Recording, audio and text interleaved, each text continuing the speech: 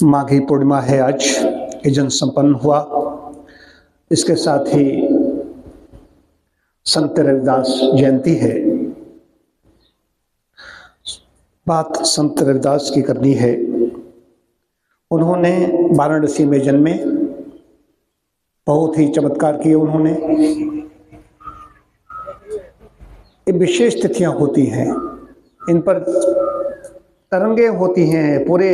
उस वहाँ तो हैं हैं जहाँ मंदिर हैं, जहाँ पर वाराणसी में तो जहाँ जाओगे वहाँ पर तो तरंगे हैं, लेकिन नाम लेने से शरीर तरंगित होने लगता है, लगेगा कि रोमांच हो रहा है। तो ईश्वर भक्त की ओर उन्होंने, उनका कोई मतांतर नहीं, सिर्फ वैदिक उनकी थी, वैदिक रीति नीति के संत थे। और मीराबाई जैसी उनकी शिष्या बनी। बड़े बड़े काशी के महाराज, जिनको काशी के महाराज राजा, जिन्हें शंकर का अवतार कहा जाता है, भगवान शंकर का, वो भी तक उनके यहाँ नतमस्तक हुए जाकर के, चरणों में गिरे जाकर के। इतने बड़े संत हुए हैं। बातें कह रहा हूँ, यहाँ पर जात पात नहीं, जबकि जात पात छुआछूत चल रहा था। वो तो चर्मकार थे,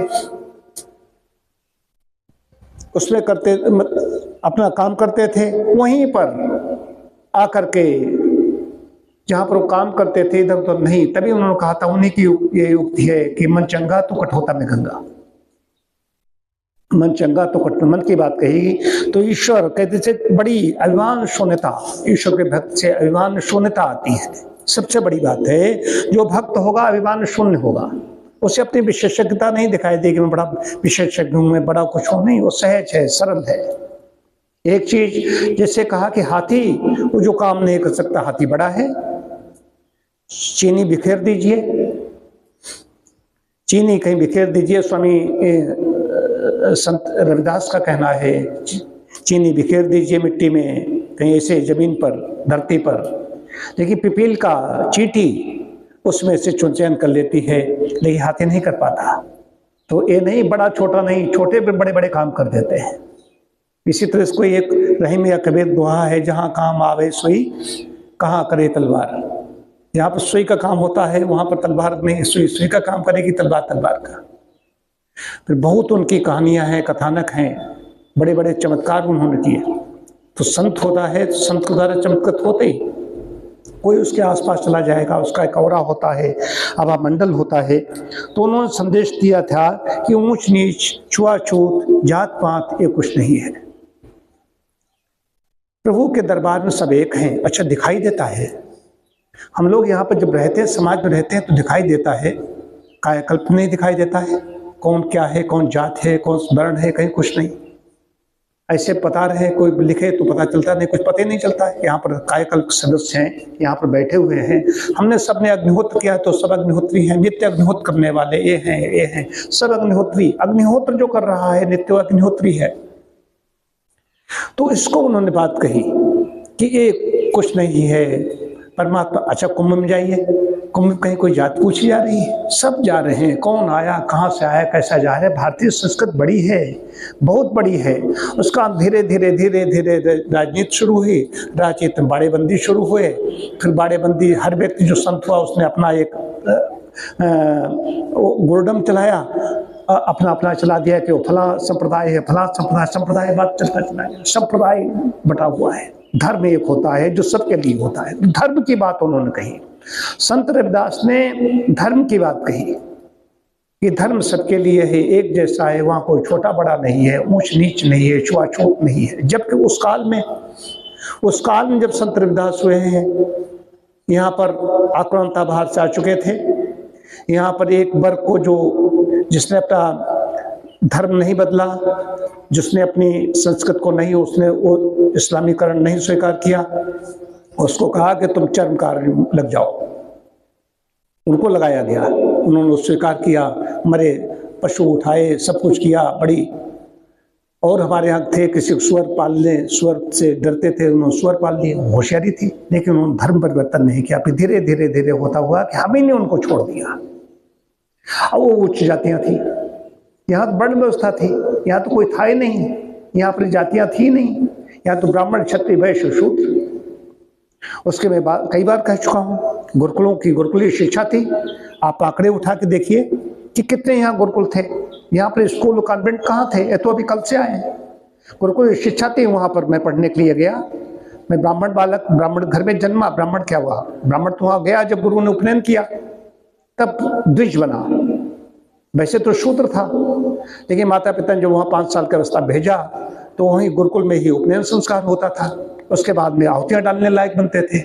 उसके बाद हम 3 साल पढ़ते रहे, एक कक्षा में 3 साल फिर तो होते रहे। उनका ना ये तो सेना में काम नहीं कर सकता, ये ब्राह्मण नहीं बन सकता, विद्वान नहीं बन सकता, ये वैश्य नहीं बन सकता, तो ये शूद्र है। शूद्र का मतलब सेवा करे, ये चीज थी। देखा ये कौन है, ये तो लंबा चौड़ा है, चलो ये सेना का काम है, रक्षा करेगा। तो ये चीज थी वहां पर। वहां पता होता है कि ब्राह्मण क्षत्रिय वैश्य शूद्र को होता है। ब्राह्मण घर में पैदा हुए वो शूद्र हो सकता है, शूद्र घर में पैदा हुआ ब्राह्मण हो सकता है। आज भी वही चीज है। यदि स्टेशन पर कोई वाजपेयी है, मिश्रा है, वो वहां पर झाड़ू लगा रहा है, तो क्या कहोगे उसके, भैया हमें बताइए, उसे विद्वान कहेंगे आप? लिखने के लिए लिखा जा रहा है, यहाँ पर संविधान कह रहा है कि तुम ब्राह्मण हो, लेकिन नहीं, वो शूद्र है, सेवा का कार्य कर रहा है, पानी पिला रहा है वहां पर स्टेशन मास्टर को, तो क्या है, वो शूद्र सेवा का काम कर रहा है, उससे कुछ नहीं हो रहा है। अब स्टेशन मास्टर जो बैठा हुआ है, जो शुद्ध घर में पैदा हुआ, जिसके माता पिता नहीं पढ़े लिखे थे, सेवा का कार्य करते थे। शुद्ध का मतलब ये है, शुद्ध का मतलब ये जात नहीं थी। शुद्ध बहुत बड़े, शुद्ध का मतलब सेवक। 4 भाई हैं, उसमें एक भाई सेवा कर रहा है, वो नहीं पढ़ लिख पाया, चरा रहा है, चारा ला रहा है, गाय चरा रहा है, कुछ कर रहा है। ये व्यवस्था थी। धीरे धीरे हम यहाँ पर पहुंच गए। जो साइंटिस्ट बड़े बड़े बैठे हुए हैं, जो घर में पैदा हुए, जिसके माता पिता पढ़े लिखे नहीं तो साइंटिस्ट बन गए, वो उससे बड़ा पंडित, उससे बड़ा विद्वान कौन है? जिसे कलाम जी की बात कहते हैं, कलाम से कौन बड़ा विद्वान, कौन बड़ा पंडित? ये पंडित हैं, और भी वो है पंडित विद्वान, लेकिन वो पंडित हैं, विद्वान हैं। तभी हमारे यहाँ कहा जाता है कि वो तो बड़े राजनीति के बड़े पंडित थे, वो तो इसके विज्ञान के बड़े पंडित थे। पंडित जिसमें पांडित्य है, जिसके बुद्ध में पांडित्य है। तो गुरु जो रविदास हैं, संत रविदास हैं, इन्होंने इस शिक्षा ने अंदर से ज्ञान निकलता है, उनके कई दोहे प्रचलित हैं। तो मन चंगा तो कठोतम गंगा, इसलिए कहानी आती है। इसमें एक कहानी है, इसके लिए जब वो जाते हैं किसी को, भैया जूता कटाने के लिए आते हैं, तो उनको कहा ये ले लो अपना कुछ, उसमें जो कौड़ी का कुछ चलता था, कहा तो कहते हैं ये गंगा में ही दे देना, डाल देना, जाकर के गंगा माँ को हमारे समर्पित कर देना। तो कहा, संत ने कहा है, रविदास ने कहा है, हमारी गंगा समर्पित। गंगा का हाथ निकला उसको ग्रहण करने के लिए। उसके बाद में कहा कि संत को हमारा प्रसाद देना। गंगा दिया, एक कंगन दिया, तो उस व्यक्ति के अंदर लालच पैदा हुआ कि क्या करें इसको, संत को क्यों दे जाकर के, उसको हम दे देंगे जाकर, वो क्या करेंगे, वो जूता काटते हैं बैठे हुए, उनको दे देंगे, महारानी राजा को देंगे तो राजा की पत्नी प्रसन्न होगी, राजा अपनी पत्नी को देंगे। राजा की पत्नी देखा कंगन ये तो अच्छा है, तो कभी देखा ही नहीं, तो उन्होंने कहा हमें दूसरा कंगन और चाहिए, ऐसा ही चाहिए। अब वो महाराज कहाँ से लाए, तो उन्होंने कहा क्या करें, तब वो गए वहाँ पर, फिर गए कि हमें दूसरा कंगन चाहिए, ऐसा ऐसा मैंने किया, ऐसा ऐसा हुआ, मैंने वहाँ दे दिया, सही बात बताई। तो उन्होंने कठोता में ही गंगा जल मंगाया, रखा और गंगा माँ को आह्वान किया, गंगा दूसरा कंगन लेकर प्रकट हो जाती। ये ऐसी प्रमाणिक लिखत है।